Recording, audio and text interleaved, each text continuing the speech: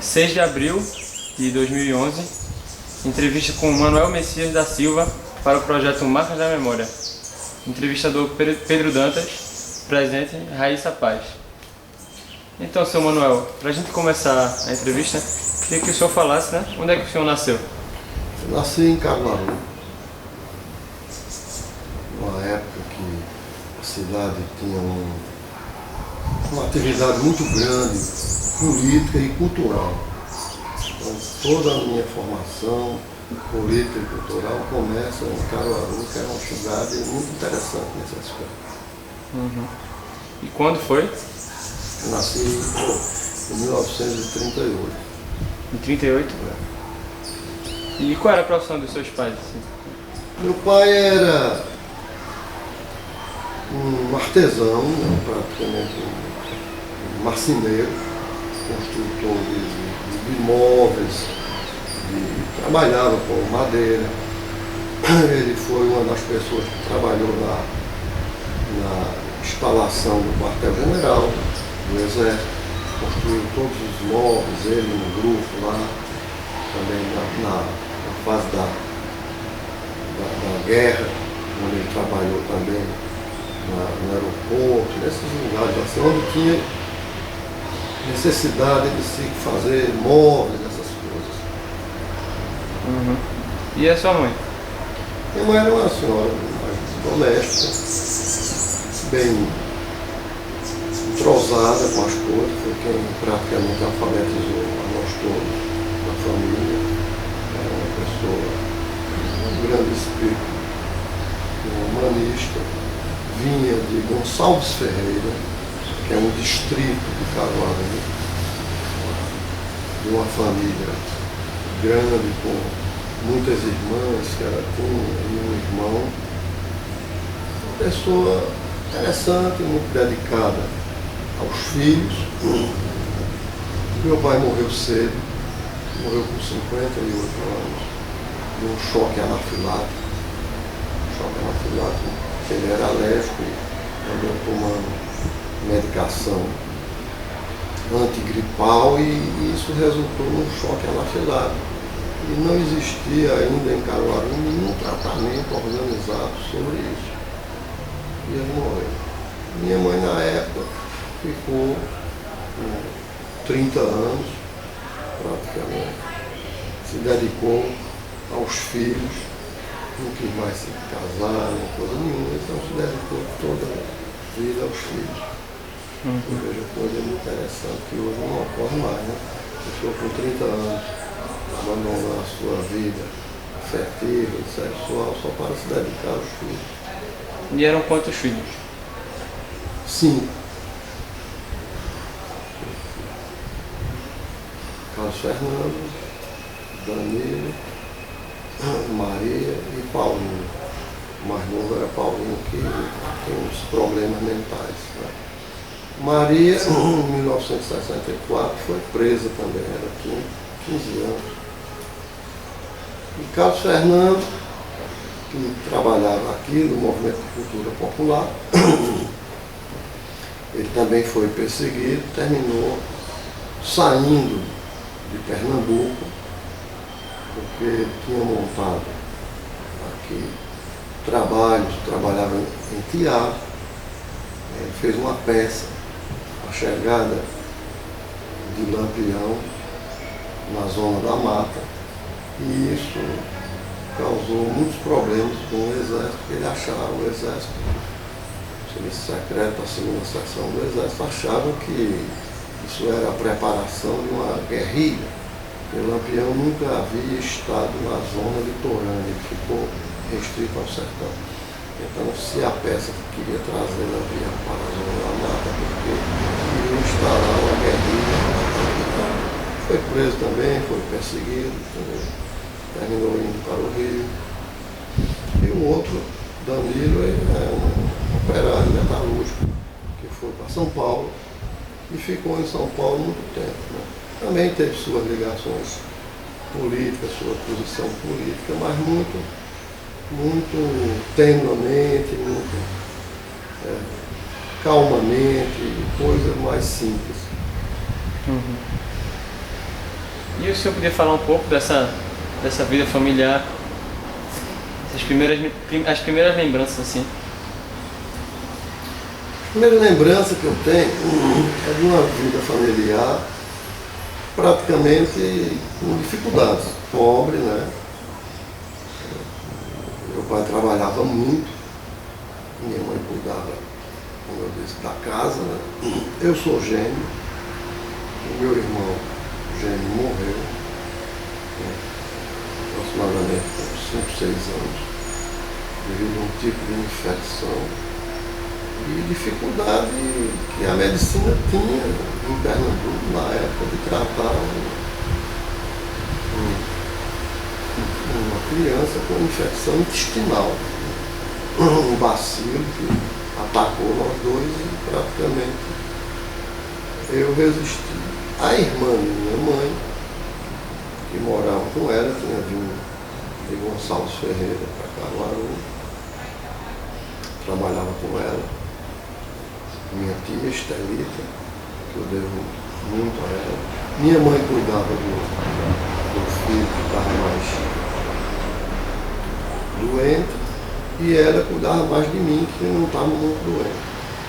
E ela me disse o seguinte, que a dieta que os médicos passaram para o meu irmão que estava mais afetado, ela não cumpria. E ela acha que mais ou menos isso foi que me salvou. São ideias assim, populares, né? Então, e meu pai trabalhava, como sempre, né? E todos nós ajudávamos. Nós nascemos dentro de uma oficina de fabrico de móveis. Então todos nós temos um pouco de marceneiro, né? Estudávamos isso. O meu irmão Danilo fez curso, inclusive, em escola técnica, depois foi para São Paulo. E eu e o Carlos Fernando, além de estudar, né, trabalhávamos também nisso. Eu fui trabalhar depois no comércio, em Caruaru. Tinha uns parentes da parte da minha mãe, que tinha uma loja em Caruaru chamada Vila Nova. Essa loja vendia ferragens, construção, material para construção, ferragem, todo tipo de atividades comercial, né? Bem amplo. E eu trabalhei lá há muito tempo, aproveitava para estudar à noite no colégio de Caruaru. Caruaru nessa época, e era pago, né? Então havia muita dificuldade na gente pagar o colégio, né? Carlos Fernando estudava em outro colégio, que era o Colégio 7 de Setembro, e a minha irmã Maria estudava no Colégio das Freiras. Todos os três pagos, não existia colégio estadual em Caruaru, nem municipal. Isso veio depois, já com a luta nossa dos estudantes, começaram a lutar, né? E uma vida apertada que os amigos nos ajudaram. Eu me lembro bem que Hugo Martins, Abdias Lé, são pessoas que nos ajudavam a pagar as mensalidades do colégio. Esse trabalho nosso dava mais ou menos para ter gente jovem, adolescente, o trabalho. Eu trabalhava nessa loja de ferragens e Carlos Fernando trabalhava numa ótica. Ele até aprendeu, ele é especialista em trabalhos com óculos. Dava somente para você ganhava muito pouco naquela época. E além do mais, quem era de menor recebia a metade do salário. Então era uma vida assim difícil. Dava para a gente ter um certo movimento do jovem, despesas pessoais, assim. E no mais era uma vida de dificuldade, de classe média baixa. Pode-se hoje dizer isso, vida de classe média baixa com muitas dificuldades. dificuldades. E essas dificuldades nos levaram, inclusive, a visualizar, a ter contato com as pessoas da área cultural de Caruaru, da área política, e aí vai surgindo toda uma dinâmica de compreender Caruaru, uma cidade cultural, uma cidade que tinha pessoas importantes, como o Zé Condé, os irmãos Condé, não é?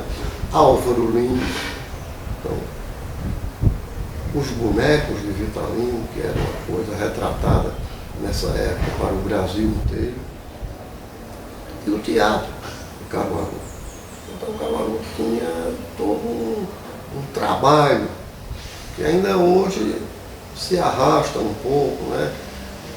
E nós frequentávamos também, nas horas vagas, a biblioteca de Caruaru. Tinha uma biblioteca municipal, onde nós trabalhávamos aí, estudávamos, fazíamos alguma pesquisa.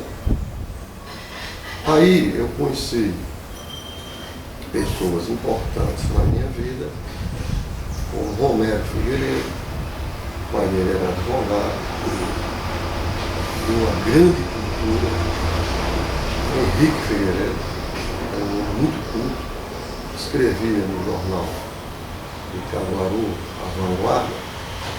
De vez em quando ele escrevia uns artigos que a gente lia, estudava. Então conheci Romero Figueiredo, que era um camarada que, através do pai dele, era uma pessoa que tinha muito contato com os livros. Né?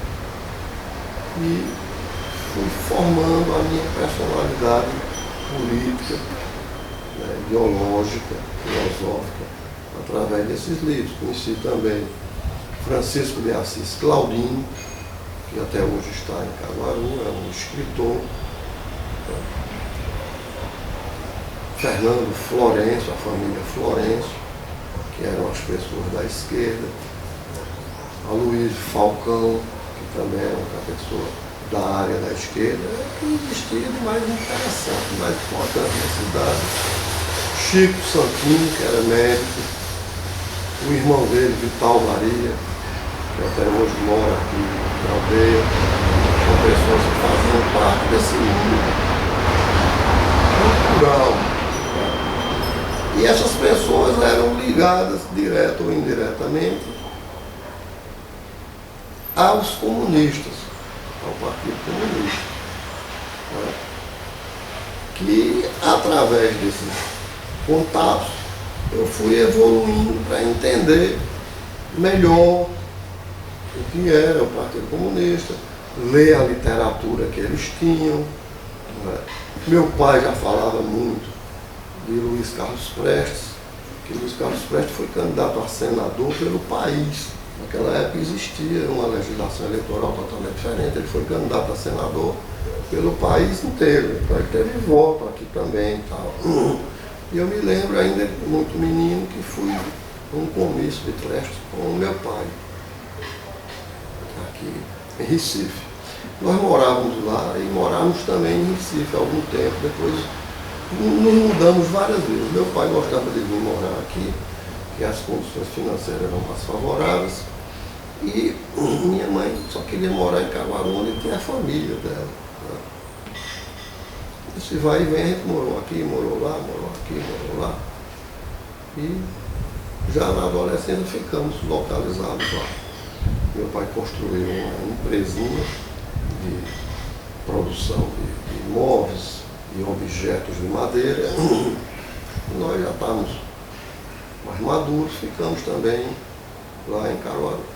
Através de o Martins Gonda, que a gente chamava Guri, através de Vital, Chico Santini, Aloysio Falcão, Abdias Bastulé, que era o secretário político do Partido Comunista de Caruaru, através de Ernesto do Colchão, que era um senhor que tinha uma fábrica de colchão e que era do Partido Comunista muito antigo, era um operário que veio do tempo dos fundadores do Partido Comunista em Caruaru, Zé Baé e os Perna Santa. Fernando Santos era uma família, entendeu? Que praticamente organizou e criou o Partido Comunista. Esse Partido Comunista ele tinha uma origem muito stalinista na época, né? Até surgir as novas teses defendidas por Khrushchev. Quando Stalin morreu, em 1953, o grupo que assumiu deu uma nova direção para o mundo todo. Inclusive acabou com a Internacional Comunista, que era um órgão financiado e dirigido pela União Soviética, que influía e determinava a política praticamente nos outros países. Houve um amadurecimento e isso foi praticamente desativado. E os partidos comunistas passaram praticamente a ter uma autonomia e uma espécie de nacionalização, lutando dentro dos princípios democráticos, lutando para ampliar a democracia, para obter a legalização do partido, para poder participar como partido das eleições. Isso mudou praticamente no mundo inteiro. Não resta dúvida que isso também causou uma divisão do movimento comunista internacional. O PCdoB, que era um partido comunista do Brasil, originário, não é? Ele continuou com as teses marxista-leninistas de defender uma política socialista, revolucionária, entendeu? Como parte da luta de classe. E o Partido Comunista Brasileiro adotou uma nova linha, uma linha política de coexistência pacífica com o capitalismo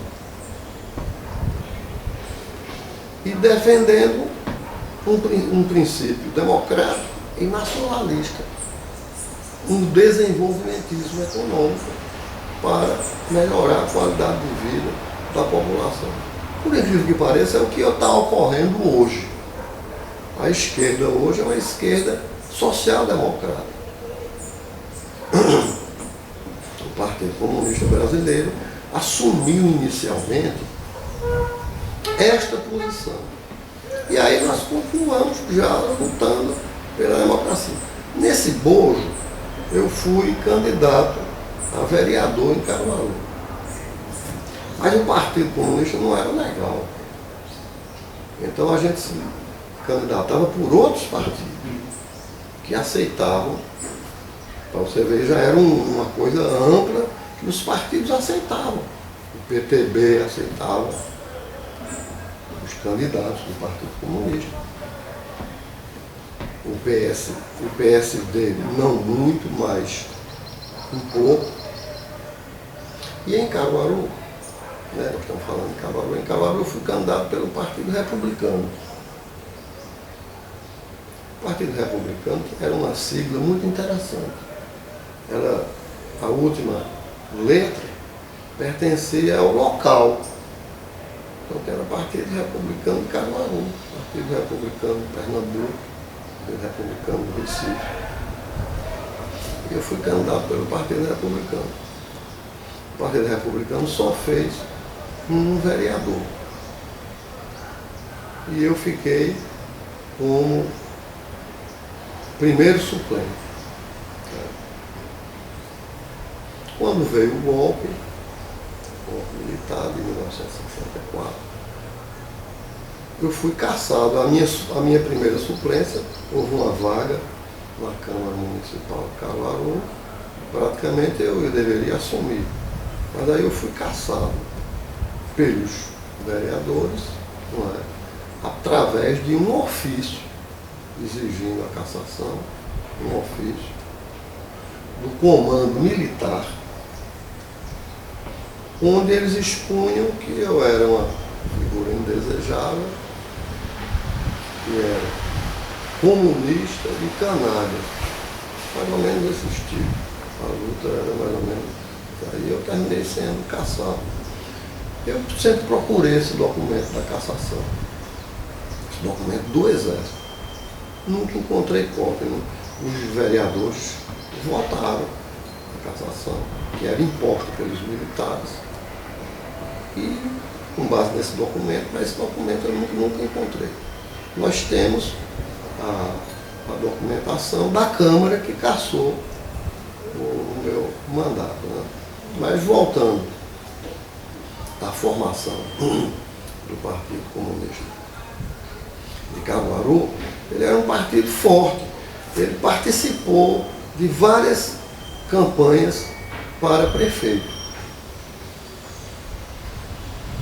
Quando eu já alcançava uma certa maturidade, nós tivemos a candidatura de Cid Sampaio para governo do Estado. Foi meu primeiro voto. O Partido Comunista apoiou publicamente a campanha de Cid Sampaio.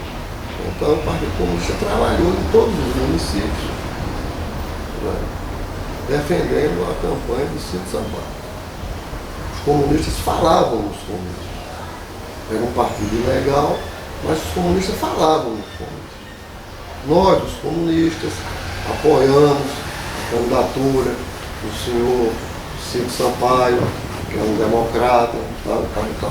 Isso se repetia em várias cidades.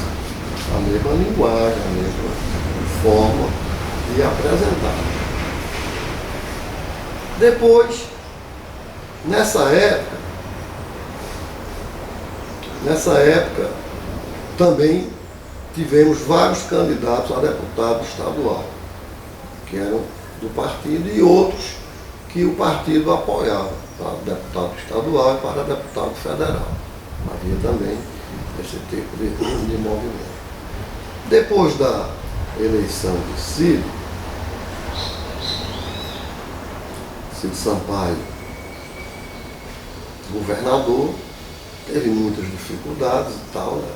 Mas com o passar do tempo houve um rompimento do partido com Cid Sampaio. Houve devido a uma série de contingências, de contradições políticas. Né? Mas Cid Sampaio representava o que havia de mais progressista e mais liberal em Pernambuco. Cid Sampaio é candidato contra os coronéis. O que ainda em alguns estados existe o coronelismo, como no Maranhão, até hoje, Pernambuco acabou com o Cid Sampaio. O candidato da direita perdeu a eleição, que era João Cleófas, representante dos usineiros e representante do governo de Etelvino Lins, que tinha que tinha assumido o governo do Estado depois da morte de Agamenon. Agamenon Magalhães morreu ainda no exercício do poder. Ele era governador. Quando ele morreu, houve uma eleição, ninguém sabe bem como, assumiu o general Cordeiro de Farias, né, todos eles orientados por Etelvino, que era ligado diretamente ao Partido Social Democrático, o PSD. São coisas engraçadas da história de Pernambuco e talvez do Brasil. O Partido Social Democrático nunca foi um partido social democrático. Ele era um partido mais ligado ao latifúndio, ligado aos empresários, testas de ferro da economia americana, chamados entreguistas. Então essas pessoas todas participavam, você vê um movimento político forte, até nós chegarmos depois à eleição para prefeito. Na eleição para prefeito de Caruaru, nós apoiamos um candidato que era João Lira Filho, o pai do atual vice-governador, João Lira Neto. E seu João, a gente chamava de seu João Lira, ele foi uma pessoa muito importante na política de Caruaru, teve apoio do Partido Comunista, e nós ganhamos a eleição. Por muito pouco que apareceu um candidato ultra popular, Chico do Leite, que era um vendedor de leite. O leite se vendia num jumento, com os tanques, carregando leite de porta em porta. E esse camarada era uma figura popular, né? Então os comícios dele eram verdadeiros arrastões imensos, mas de uma população que também era analfabeta e não votava. Mas mesmo assim, nós reunimos uma grande frente e elegemos João Lira Filho. Foi um prefeito muito interessante. Nós tínhamos uma secretaria que tinha um companheiro nosso lá, um representante ligado ao partido, que era o Fernando Florencio, era o secretário da prefeitura. Eu fui candidato a vereador, mas não me elegi. Antes de mim, Hugo Martins foi candidato também a vereador. Também não se elegeu, ficamos na primeira suplência por aí. Uma eleição difícil, né?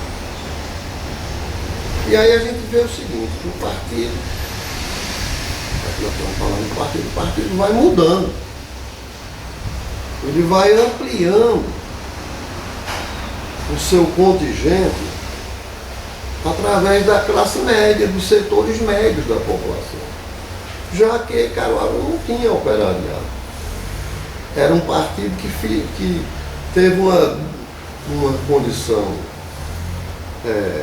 diferenciada do Recife, do Cabo, das cidades onde tinha fábricas, onde tinha um operariado. Então era o partido da classe operária, mas nas cidades sem operariado era um partido de classe média. E ele desenvolveu bem as teses, né, as teses democráticas, nacionalista, conquista da legalidade e das reformas de base. Você vai ver nesse filme de Silvio Tender, o João Goulart falando as reformas de base eram o que nós apoiávamos. As reformas de base. Dentro das reformas de base, o partido tinha, ele próprio, suas orientações. O partido defendia a criação de um banco central. Veja só, era a única força política que defendia um banco central. Nós não tínhamos banco central. Quem se encarregava da política monetária era a SUMOC, Superintendência da Moeda e do Crédito. Quem cuidava da questão monetária, da política monetária, das taxas de juros. Essa superintendência estava agregada à presidência da República. Getúlio tentou criar o Banco Central depois da Revolução de 30. Não conseguiu. Havia uma revolta muito grande do empresariado em se criar um Banco Central. E muito menos se fosse muito mais complexo, se fosse um Banco Central independente. Então o Partido Comunista assumiu uma posição progressista, defendeu o Banco Central, a criação do Banco Central. Outra tese, outra reforma, que era a limitação da remessa de lucros das empresas estrangeiras. O partido defendeu essa tese. A reforma agrária, outra tese do partido. E a reforma urbana. Essas teses vieram para os municípios também. Nós juntávamos, organizamos os sindicatos rurais. Em Caruaru, nós organizamos em muitos lugares os sindicatos rurais. No governo de João Goulart, depois das tentativas de golpe, aquela complicação toda, o governo de João Goulart, ele também defendia esses princípios. Então, quando ele vai falar no comício do dia 13 na Central do Brasil, que está no filme, ele defende as reformas de base, a legalização de todos os partidos. Só existia um partido que não era legal, o Partido Comunista. Ele defende a reforma agrária, ele defende a limitação, uma nova lei da remessa de lucro para o exterior. Então, as teses do governo nacionalista e democrático, desenvolvimentista,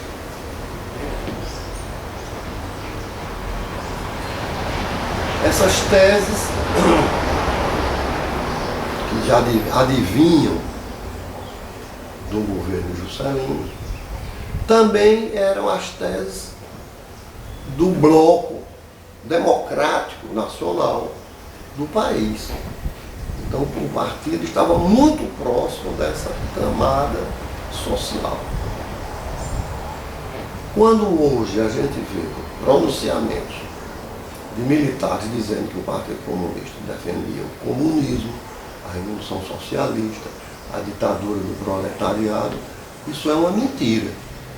O Jaba Passarinho está mentindo quando ele vai para a televisão. Ontem mesmo aparece um depoimento dele, de Curió, de não sei quem. Curió é um sujeito desprezível, mas Jaba Passarinho é um cara que tem cultura, foi ministro e tal. Ele deveria reciclar um pouco. Ele está colocando que o golpe, ele quer justificar o golpe militar, dizendo que o Partido Comunista, as forças sindicais, o governo João Goulart era um governo ligado ao movimento sindical, essas forças defendiam a anarquia e o comunismo. Isto não é verdade. Isso é uma grande mentira, porque, na realidade, a defesa de uma sociedade democrática, moderna, desenvolvimentista, participativa, com políticas públicas, com reformas. O Brasil não tinha reforma nenhuma, muito atrasado nesse aspecto. Era, em síntese, a ampliação da democracia. E as últimas eleições classificavam um avanço muito grande dos partidos democráticos, do Partido Trabalhista, do PTB. Então, juntando o PTB, o PSD, o Partido Socialista, o Partido Comunista, nós já estávamos com uma maioria no parlamento. E é isto que veio o golpe. O golpe foi dado para impedir a ampliação democrática do país. E isso nunca foi assumido pelos militares. Não é verdade o que eles estão querendo colocar esse partido para uma política, entendeu? Claro que havia uma certa amedrontação em alguns setores, porque o João Goulart era um cara nacionalista ligado ao movimento sindical, ligado aos trabalhadores. Era um homem que, como vice-presidente, teve mais votos do que o presidente da República. Era uma liderança. Naquela época se votava no vice. Teve uma votação expressiva. o governo de João Goulart não representava esse tipo de ameaça de cubanização.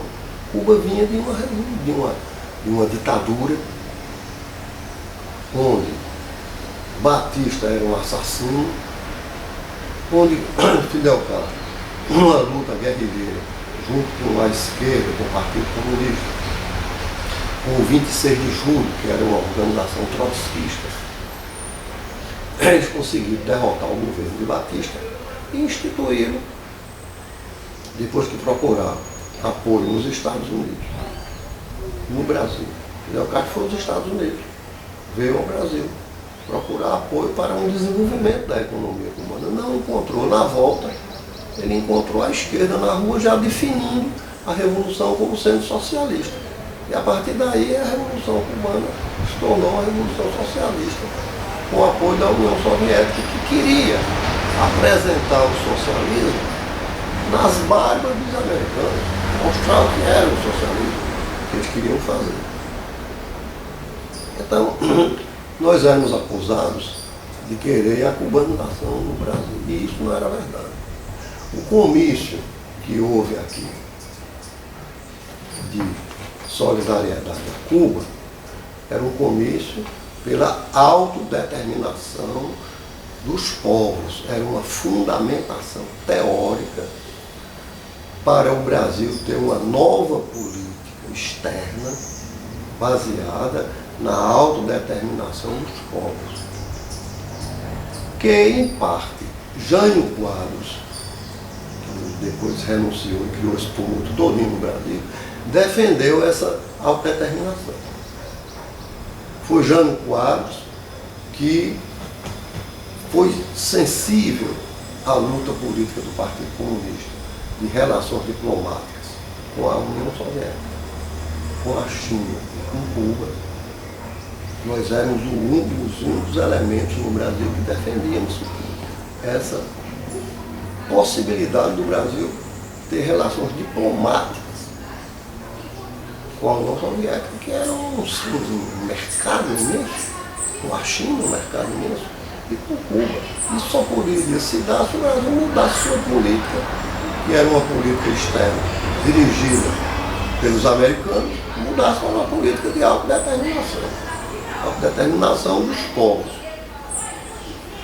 E o Jânio Quadros teve essa sensibilidade. Ele recebeu Che Guevara no Brasil. Che Guevara era ministro da Economia. Ele condecorou com a condecoração do Cruzeiro do Sul Che Guevara. Ele teve na União Soviética. Entendeu? Ele mandou João Goulart numa delegação com empresários. Sinal, Dilma está agora na China, né, com um grupo de empresários. Foi o que João Goulart foi fazer. João Goulart foi à China representando o governo, com um grupo de empresários. E aí nem voltou mais, porque Jânio Quadros renunciou. Tentou um golpe, tudo indica, não há muita precisão nisso, são análises políticas da época, né? Ele era muito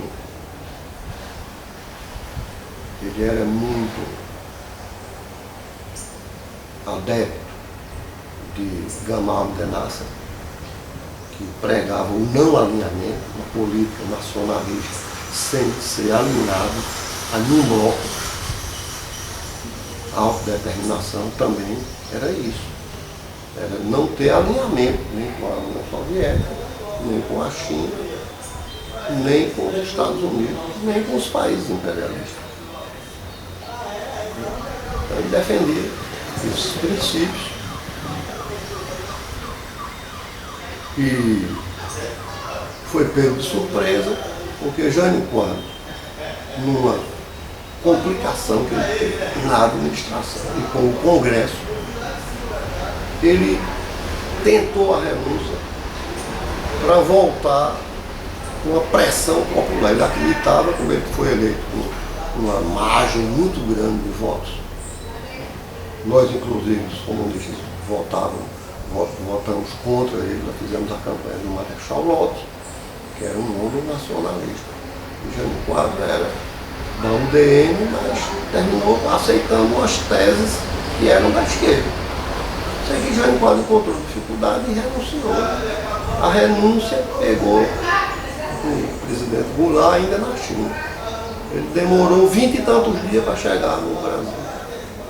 Mas depois nós vamos voltar um pouquinho ao início. Então a gente está tentando retomar um pouco da infância agora, né? Então, Manuel, alguma lembrança, alguma história dessa infância em Caruaru? Minha infância em Caruaru, como eu falei no início, tem dificuldade, família classe média baixa e tal, né? Mas tem nuances, né? Por exemplo, meu pai, ele era um homem que tinha pouca instrução, muito pouca instrução. Mas era uma pessoa que tinha ideias. Por exemplo, ele sempre se opôs ao governo de Getúlio e era favorável ao pessoal da esquerda no geral. E era um homem ateu, ao contrário da minha mãe, que era religiosa, ele era ateu. Então, nas escolas, nós tínhamos muito pouca influência da religião. Ou não estudavam religião no curso primário, ou assistia a algumas aulas, mas sem nenhum compromisso. Então a parte religiosa praticamente não existia. Com quantos anos o senhor entrou na escola? Eu entrei na escola, naquela época não tinha jardim de infância, mais ou menos 7, 8 anos, a gente já entrava direto no curso primário. Uhum. Eu entrei no grupo escolar Vicente Monteiro, da diretora, professora Sinhazinha, uma mulher muito famosa. Esse grupo era um grupo grande, muito grande, ainda é em Caruaru. Então nós estudávamos lá, vinha de longe, um pouco longe, vinha a pé, para estudar no. Lá eu encontrei um grande amigo meu, Souza Pepeu. O Pepeu estudou na minha classe, na mesma classe que eu estudei com o Pepeu. Ele morreu agora, jornalista, né? No grupo de Vicente Monteiro. No grupo de Vicente Monteiro, quem não queria assistir religião não era obrigatório. Então, praticamente, nós não tivemos assim, formação religiosa. Mas minha mãe ensinava, ainda menino, a rezar. Ela rezava toda noite para as pessoas, para facilitar a vida das pessoas e tal, ensinava para a gente as regras de bom viver. E meu pai era um homem rígido, achava que criou os filhos dentro de uma rigidez muito grande mesmo. Os filhos não podiam mentir, tinha que ser honesto, não podia fazer nenhum tipo de galhofa ou desprezo com as pessoas idosas, com as pessoas carentes, os pedintes. Deveria procurar ajudar quem precisasse. Ele mesmo fazia campanha quando havia catástrofes, chuvas, alagamentos. Ele mesmo fazia campanha de procurar donativos, roupas e tal, ensinava para a gente como era, para ajudar as pessoas atingidas. Tinha um espírito humanista. A realidade hoje é que eu vejo, hoje não, né? Mas quando eu comecei a estudar, foi que vi que ele, filosoficamente, ele era um cara humanista e se preocupava com isso. E achava que a religião poderia até nem fazer mal a ninguém. mas não contribuía com a questão humanista, com a questão de ajuda social. O que é uma grande verdade. Hoje a religião católica tem outra política. Naquela época não tinha nenhuma política social.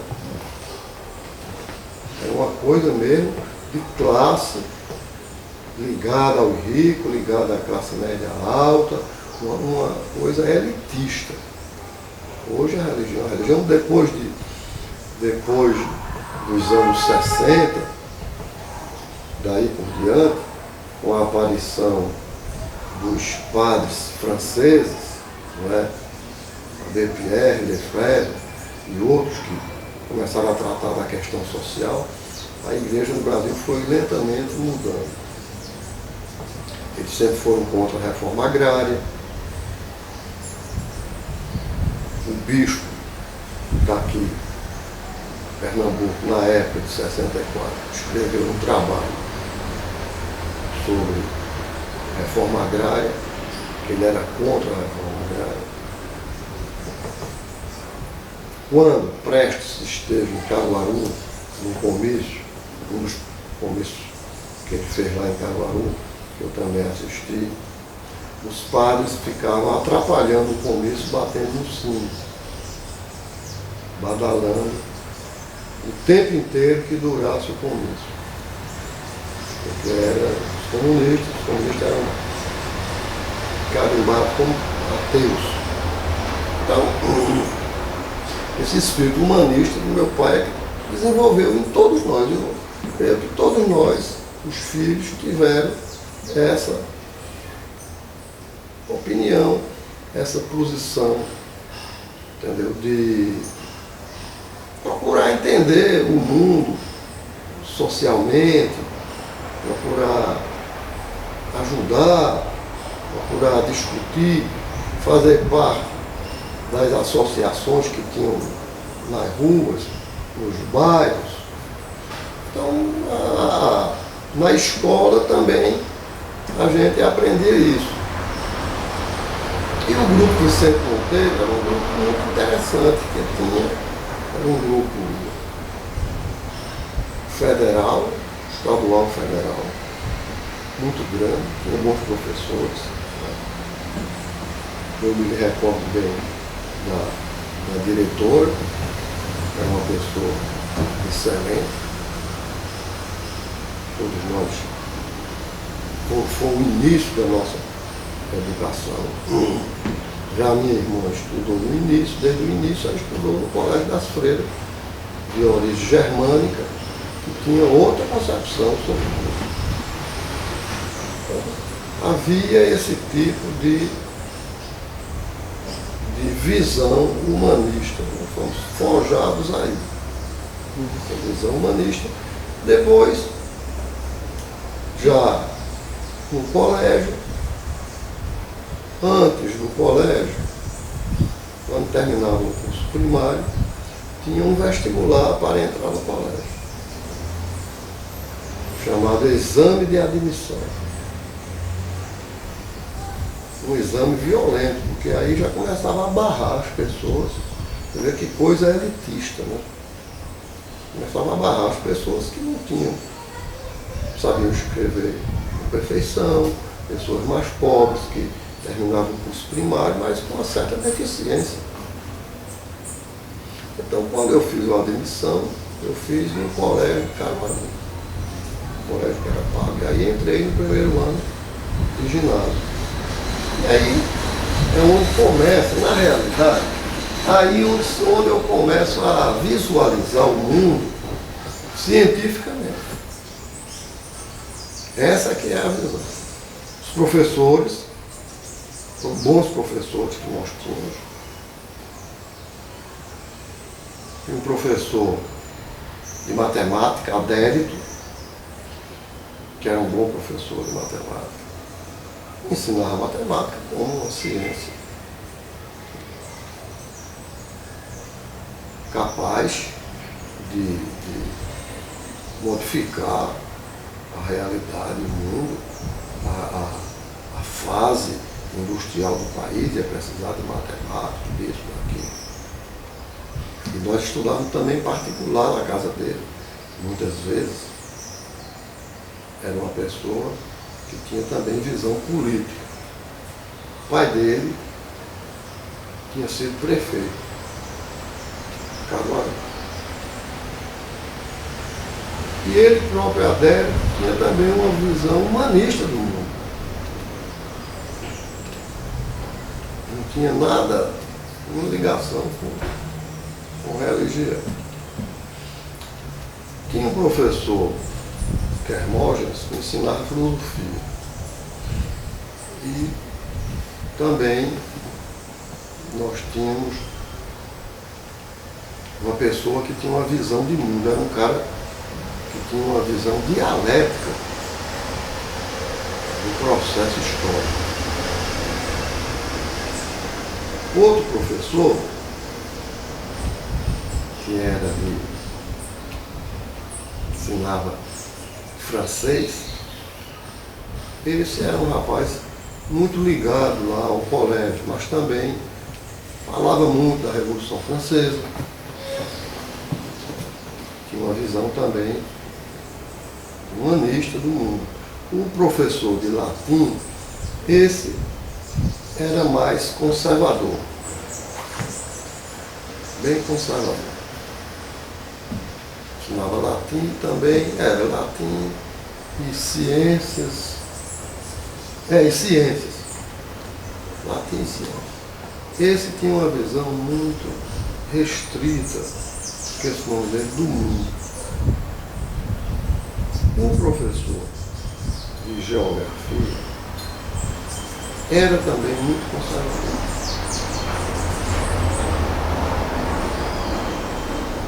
Eu me lembro de uma aula dele que ele disse que estava se falando naquela época, não me lembro bem a data, da possibilidade dos foguetes atingirem outros planetas, a Lua e tal.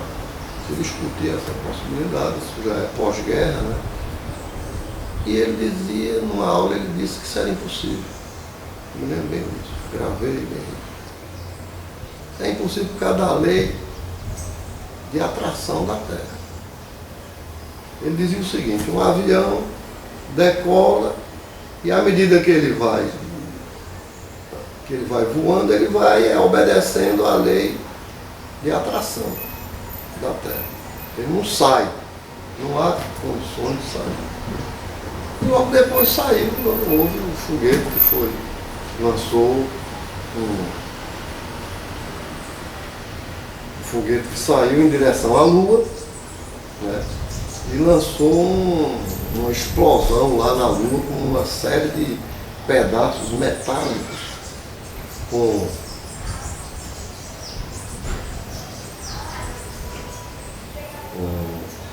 mensagens. Então, foi acompanhado da Terra, os russos lançaram esse foguete, ele se chocou com a Lua, e esses pedaços, e isso mostrava que ele estava por fora, né? Então, não tinha, era conservador. E o padre Zacarias, isso já é quando o colégio sofreu uma mudança. Ele saiu de Luiz Pessoa, ele era propriedade privada, passou a ser, foi vendido à diocese. Passou a ser dirigido pelos padres, pela diocese. O padre Zacarias, que era um homem muito inteligente, ele dava aula de moral, civismo, religião, mas as aulas dele não eram ruins. Interessante. Era um homem magro, muito carismático. Ele também, as aulas dele eram marcantes nisso aí. Até o ponto de nós chegarmos a ter uma formação tendente à pesquisa, à ciência. Eu escrevi 2 ou 3 vezes nos jornais, no Jornal de Caruaru. Tinha um jornal chamado A Vanguarda, ainda tem. Eu fiz algum artigo lá, fiz um artigo inclusive quando o Vitalino morreu, falando da representação social que Vitalino fazia com os bonecos de barro. Isso nos marcou e me marcou muito essa questão. Há um boneco de barro de Vitalino, muito interessante. Existiam os postos fiscais na cidade. No dia de feira, as pessoas que traziam produtos para serem vendidos na feira tinham que pagar imposto na hora de passar na cancela, onde estava a fiscalização. Então você trazia frutos e vender. Então, o Vitalino retratou isso de uma maneira interessante. Ele fez um guarda de barro bem alto na cancela e chegando na porteira, na cancela porteira, chegando um matuto, produtor agrícola, num jumento, num cavalo, com seus produtos para vender, frutas. E ele era interceptado pelo guarda. Só que o guarda é muito maior do que o homem montado a cavalo. Então com isso ele quer mostrar a prepotência do poder. Então são coisas interessantes da vida, entendeu? E Caruaru participava da vida histórica. Foi toda essa tendência e mais as posições de meu pai, né? Minha mãe já era o contrário. Ela era muito cuidadosa com tudo isso. Muito cuidadosa. Ela sofreu muito, porque todos os filhos foram perseguidos em 64, presos. E ela dizia assim, que não valia a pena as pessoas lutarem dessa maneira, correr o risco de vida. Eles são mais de mãe, né? Não sabia se valia a pena a pessoa lutar por isso, correr. Então, quando eu fiquei preso aqui em Pernambuco, eu fui preso em 64 e saí em 69, eu só fui me visitar uma vez. Porque ela disse que não queria me ver preso. Então ela foi uma única vez. Ela se mantinha informada, rezava todo dia. No Natal, ela foi me visitar. E ficou muito emocionada e tal. Eu disse, não, mas tenha calma e tal. Porque não há grandes problemas aqui, está todo mundo, tem muita gente aqui e tal. Tem muitos presos, muitas famílias de presos e tal. Só foi essa vez, depois ela não quis mais. E de maneira nenhuma. Os professores, a vida e o trabalho. Quando nós apoiamos a candidatura de João Lira Filho, eu comecei a falar em público. João Lira era candidato a prefeito e eu comecei a falar em público. Na feira, estava um caixote, subia para falar porque deveria apoiar a candidatura de João Lira. João Lira era um homem bem quisto pela esquerda. Por quê? No Estado Novo, logo depois da redemocratização, houve um comício da esquerda em Caruaru, com o Gregório Bezerra. Gregório Bezerra foi organizar um comício em Caruaru e à direita, esse pessoal do Partido Integralista destruiu o palanque. E seu João tinha no posto de gasolina dele, no posto de gasolina, tinha rodoviária, tinha tambores, então ele organizou um palanque para Gregório. Com tambores, com madeira e tudo, fez um palanque, não, deixa o pessoal comunista falar, eu quero ouvir e tal. Ele é uma pessoa que tinha esse espírito. Era um dos caras mais ricos do Caruaru, talvez o segundo ou o terceiro, mas com o espírito aberto. Foi ele quem garantiu a presença do Gregório para fazer esse convite. Bem, então veja só, a minha formação inicial de adolescente, de juventude, ela vem ligada a esse pessoal de colégio, as ideias mais progressistas que se debatia na cidade. A cidade tinha esse tipo de debate, né? Se falava muito em Álvaro Nível, os irmãos Pondé, nas pessoas, visitas. Jorge Amado visitou Caruaru, entendeu? Visitas de Jean Paul Sartre, que esteve em Caruaru, foi visitar lá onde a gente estava vendendo o livro dele. Então, a minha juventude, conhecimento com as pessoas, com as moças, namoro e tudo, se dá através da juventude comunista. A juventude comunista pegava o pessoal bem jovem, entendeu? Não era propriamente o partido ainda. Era uma preparação para as pessoas entrarem no partido. Então era uma coisa mais liberal do que o próprio partido. Era um movimento mais liberal. Então foi dentro desse movimento que nós fomos tomando contato com o mundo, com os amigos, os melhores amigos, os amigos definitivos que perduram até hoje.